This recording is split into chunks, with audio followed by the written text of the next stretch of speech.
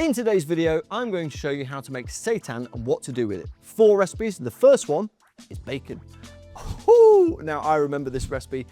Fantastic, phenomenal. I mean, it just looks so bacony and it's actually quite simple. You make seitan, a white version and a red version. And once you've got those two versions together and you've kneaded it and you've got the vital wheat gluten in there and it's nice and firm and dense, you roll it out into 2 massive sheets. And once you've got those massive sheets, you put them together. You chop them, you put them back together, you chop them, you put them back together, you chop them. And what that does, it makes the layers, right? And those layers become the grain of the bacon. And look at it. That's exactly what we've been talking about. That's exactly what this is. It isn't back bacon, it's streaky bacon. It tastes fantastic. And when you chop it up after you've fried it and you pop it inside a sandwich, you just think, this is a bacon sandwich. You just don't know any different. And talking about sandwiches, the next recipe also features a sandwich, but more so, it features skin.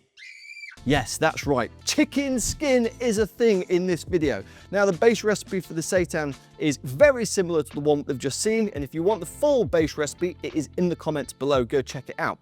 Now, you need to steam this like most seitan because it gives you a bit of fluffiness, but it still has that bite and it still has that chew.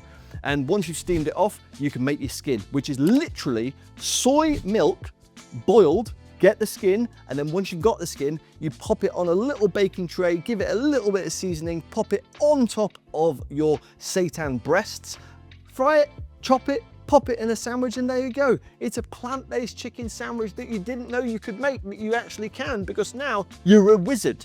Talking about wizardry, the next recipe that we've got is sausages, right? Again, we need to steam it, but before we steam it, what we need to do is shape it. So you make your seitan, you make your correct flavor profile. You can put some rosemary in there, sage in there, thyme in there, whatever you want in there, and then you get rolling, baby. You roll all that sausage up like this, and then you wrap it in cling film, and then you twist it, kind of like you would with a regular sausage, steam it off, and once it's been steamed and it's got like quite plump, then you fry it, right, until you've got a really nice caramelization. Then you can turn it into a sandwich. For me personally, I would pop it in a regular sandwich, or like we have done right there, you pop it into a hot dog, and you have a bit of tomato ketchup, and you have a bit of mustard, and you have a bit of deliciousness, and maybe some French fries and a Coca-Cola. But anyway, enough about sausages, let's focus on steak. Now, this is such a fantastic technique because what we're going to do is take the denseness of the seitan, we're going to introduce texture in the form of jackfruit, because jackfruit's great for texture, but it's not good for protein. So when you couple these two things together, what you've got is like perfect. It's amazing.